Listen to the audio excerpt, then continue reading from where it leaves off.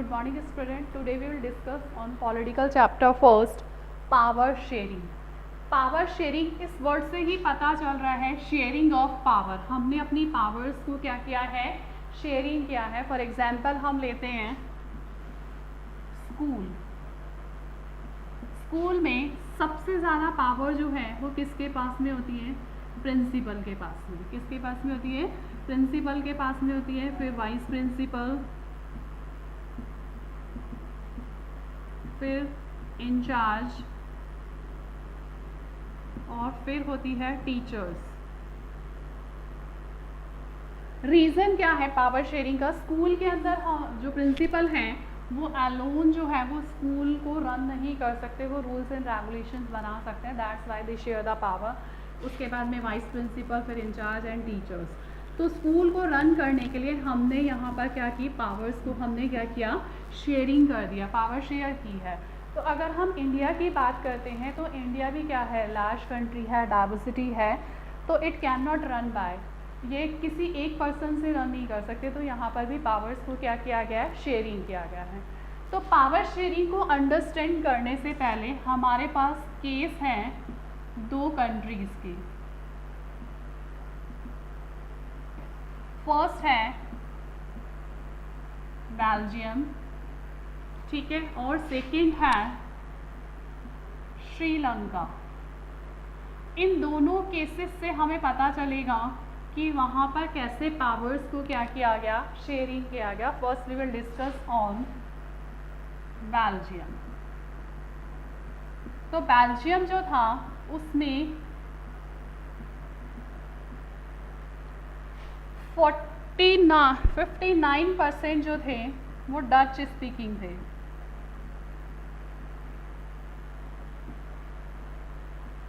40%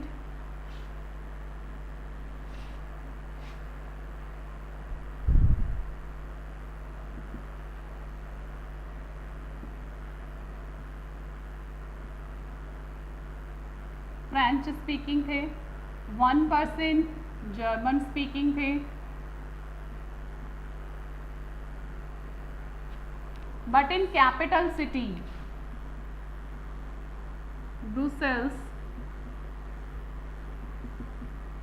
capital city जो थी, capital जो थी उसकी, कैपिटल के अंदर 80% और 20%.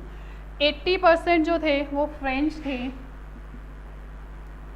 और 20% जो थे वो डच स्पीकिंग थे.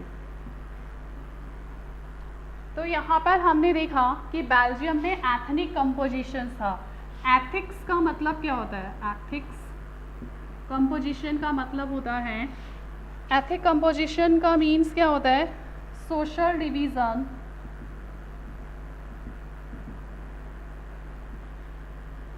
Based on shared culture. Ethics का मीन्स क्या होता है, एथिक डिवीज़न का मीन्स क्या होता है कि social division based on culture, language, ठीक है. किसी भी कल्चर के बेस पर, लैंग्वेज के बेस पर जो सोशल डिवीज़न होता है उसमें उसे हम बोलते हैं एथिक्स डिवीज़न. तो यहाँ बेल्जियम में हमने देखा, सबसे पहले हम बेल्जियम की केस स्टडी लेते हैं. तो बेल्जियम के अंदर 59% डच स्पीकिंग थे, 40% फ्रेंच स्पीकिंग थे, 1% जर्मन स्पीकिंग थे. बट कैपिटल सिटी ब्रुसेल्स के अंदर 80% फ्रेंच थे और 20% डच स्पीकिंग पीपल्स थे. अगर ब्रुसेल की बात करते हैं तो ब्रुसेल जो थी वो स्मॉलर कंट्री थी यूरोप की, और इसका जो बॉर्डर थे, इसके जो border, it has share its border with the Netherland, Luxembourg, ठीक है, अपने बॉर्डर शेयर कर रहा था. इसकी पॉपुलेशन जो थी वो 1 करोड़ थी. कितनी थी, 1 करोड़ इसकी पॉपुलेशन थी. तो यहाँ पर हमने देखा कि यहाँ पर बेल्जियम कंट्री जो है वो बेसिस ऑफ लैंग्वेज के बेसिस पर डिवीज़न था कि 59% डच थे, 40% फ्रेंच स्पीकिंग थे, 1% जर्मन थे. जबकि कैपिटल सिटी ब्रुसेल के अंदर 80% फ्रेंच थे और 20% डच स्पीकिंग थे. तो यहाँ पर मेन टेंशन जो थी, क्वेश्चन आता है यहाँ पर, what was the main tension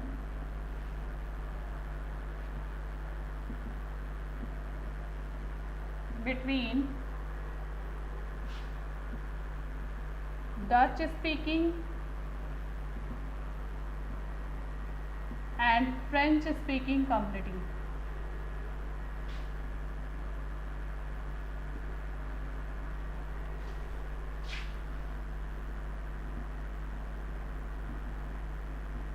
In 1950s and 1960s. तो यहाँ पर क्वेश्चन आता है कि what was the main tension between the Dutch speaking and French speaking communities in 1950 and 1960. इन दोनों कम्युनिटीज के बीच में क्या टेंशन चल रही थी? तो आंसर है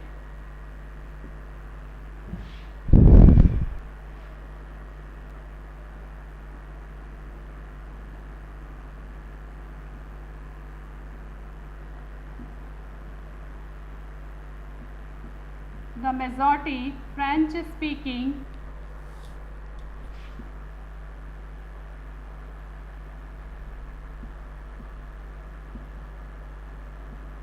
was rich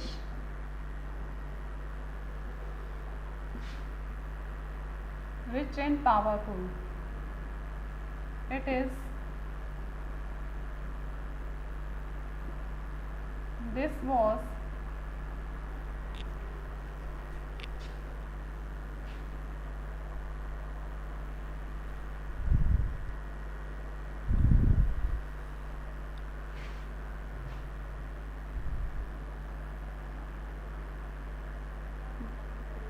rich and powerful. This was resented by French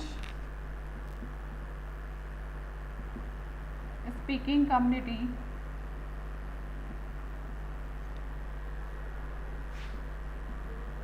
who got economic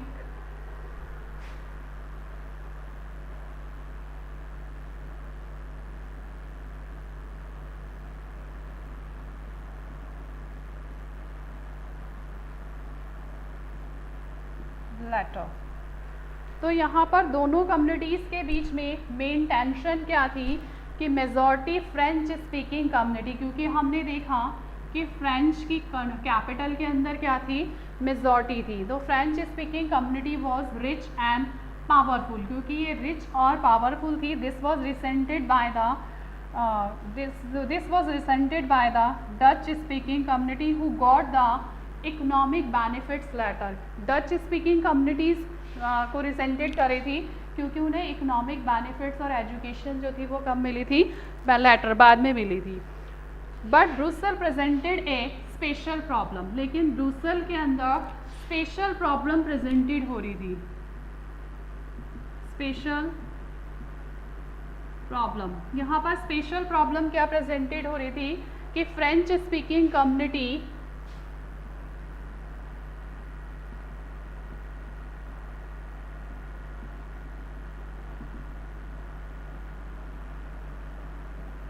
was majority in capital and minority in a country. कि ब्रुसेल के अंदर एक स्पेशल प्रॉब्लम प्रेजेंटेड हो रही थी. वो उसका रीज़न क्या था कि सबसे पहले जो है वो यहाँ एक जगह तो मेजॉरिटी थी और एक जगह फ्रेंच कम्युनिटी की क्या थी, माइनॉरिटी थी. French speaking community was majority in capital but minority in the capital. यहाँ पर उनकी क्या आ रही थी, माइनॉरिटी ग्रुप से. तो यहाँ पर हमने केस फर्स्ट देखा बेल्जियम के अंदर. बेल्जियम का एथनिक कंपोजिशन हमने देखा कि यहाँ पर लैंग्वेज के बेसिस पर जो थी वो सोशल डिवीज़न था. 59% डच थे, 40% जो थे वो फ्रेंच स्पीकिंग थे, 1% जर्मन स्पीकिंग थे. बट कैपिटल की बात करते हैं, कैपिटल सिटी उसकी ब्रुसेल थी. वहाँ पर 80% फ्रेंच थे और 20% जो थे वो डच स्पीकिंग पीपल थे. तो दोनों communities, French community and Dutch speaking community, दोनों के बीच में टेंशन चल रही थी 1950 एंड 1960s के अंदर. उसका रीज़न था कि majority French speaking community majority थी उसकी majority French speaking community was rich and powerful. Rich और powerful थी. This was resented by the Dutch speaking community. ये resented नहीं कर रही थी Dutch speaking community को, क्योंकि उसको economic benefits और education जो थी वो कब मिली थी, latter बाद में मिली थी. Now we discuss on second case, Sri Lanka.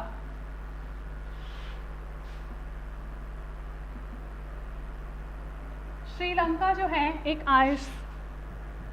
South के अंदर आता है, ठीक है, और इसकी पॉपुलेशन जो है वो बेल्जियम से ज़्यादा थी. 2 करोड़ है इसकी पॉपुलेशन. और यहाँ पर भी लैंग्वेज के बेसिस पर एथिक कंपोजिशन था. फर्स्ट था 74% सिन्हाला स्पीकर्स.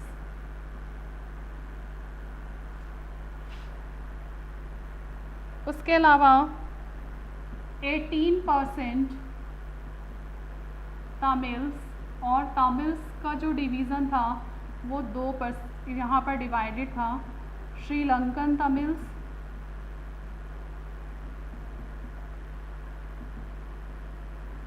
%15 और इंडियन तमिल्स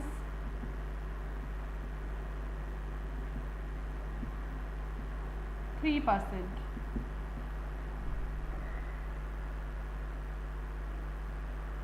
तो ये 18% जो तमिल्स थे वो 2 ग्रुप्स में डिवाइडेड थे. श्रीलंकन तमिल्स 15% और इंडियन तमिल्स जो थे वो 3% थे.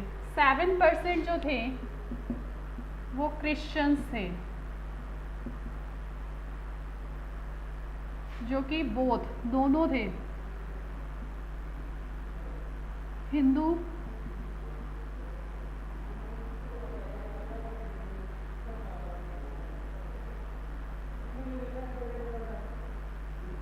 बोथ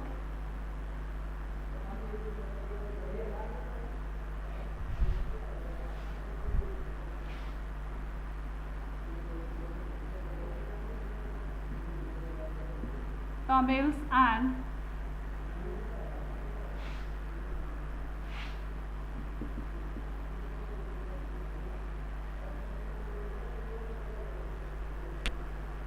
और रिमेनिंग जो थे वो मुस्लिम्स थे. तो यहाँ पर उसने बताया, यहाँ पर श्रीलंका का जो एथनिक कंपोजिशंस है वो वेरी कॉम्प्लेक्स है, बहुत कॉम्प्लेक्स था. कि 74% सिन्हाला स्पीकर्स थे, 18% तमिल स्पीकर्स थे, और तमिल स्पीकर्स भी 2 सब ग्रुप्स में डिवाइडेड थे. 15% Sri Lankan Tamils and 3% is Indian Tamils, और 7% क्रिश्चियंस थे जो बोथ तमिल्स एंड सिन्हालास थे.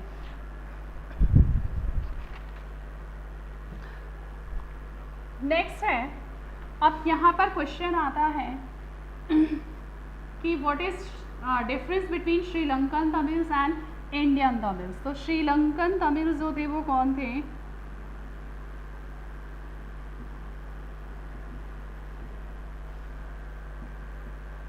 Native of Sri Lanka. श्रीलंका के रहने वाले जो लोग थे उन्हें श्रीलंकन तमिल्स बोला गया था. और इंडियन तमिल्स कौन से थे?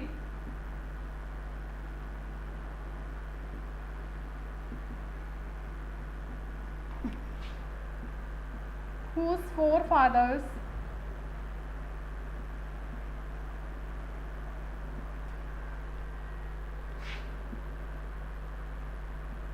comes to India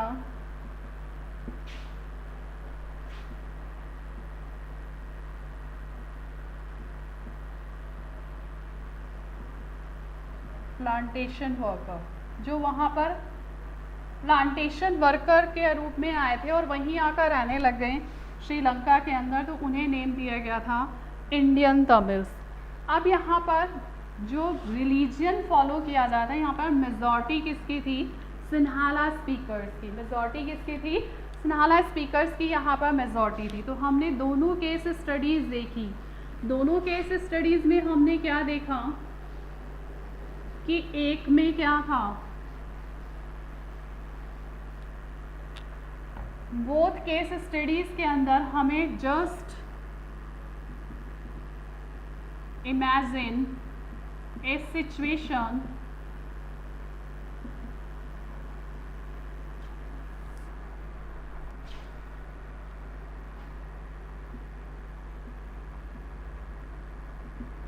in A Belgium. अगर हम बेल्जियम वाले सिचुएशन श्रीलंका के अंदर देखते हैं, इमेजिन करते हैं वो सिचुएशन कि अगर श्रीलंका जैसी सिचुएशन बेल्जियम के अंदर होती तो क्या होता, तो इसका आंसर है in this situation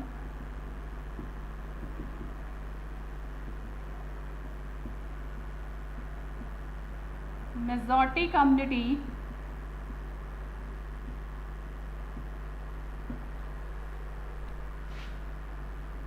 take advantage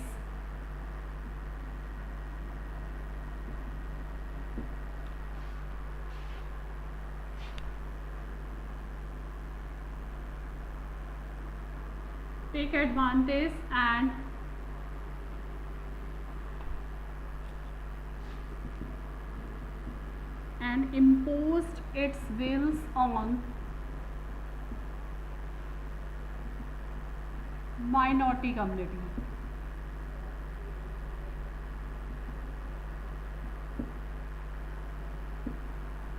अब इस सिचुएशन के अंदर क्या हो सकता है, एक सिचुएशन ये हो सकती है कि ऑलवेज हम देखते हैं कि मेजॉरिटी कम्युनिटी जो है वो एडवांटेज लेती है। तो यहाँ पर अगर हम श्रीलंका की बात करते हैं, श्रीलंका के अंदर सिन्हाला कम्युनिटी जो थी उसने एडवांटेज लिया, क्या लिया, एडवांटेज लिया और imposed its wills on minority community, और बाकी कम्युनिटीज़ पर क्या किया, उसने अपनी विल्स को इम्पोज कर दिया। अगर यही सिचुएशन बेल्जियम के अंदर होती तो वहाँ पर भी मेजॉरिटी कम्युनिटी जो है वो एडवांटेज लेती, फ्रेंच कम्युनिटी, और अपनी विल्स को इम्पोज कर देती German and French speaking community. तो यहाँ पर हमने दोनों कम्युनिटीज़ के बारे में पढ़ा, French, Belgium and Sri Lanka. Belgium और श्रीलंका जो था दोनों के केस के बारे में हमने पढ़ा कि यहाँ पर एथनिक कंपोजिशन था, लैंग्वेज के बेसिस पर डिवीज़न था। तो यहाँ पर श्रीलंका जो था उसने फॉलो किया मेजॉरिटीनिज्म। क्या फॉलो किया, मेजॉरिटीनिज्म का मीन्स होता है कि जिसमें मेजॉरिटी कम्युनिटी जो है वो अपनी विल्स को इम्पोज करती है माइनॉरिटीज़ कम्युनिटीज़ पर। Thank you.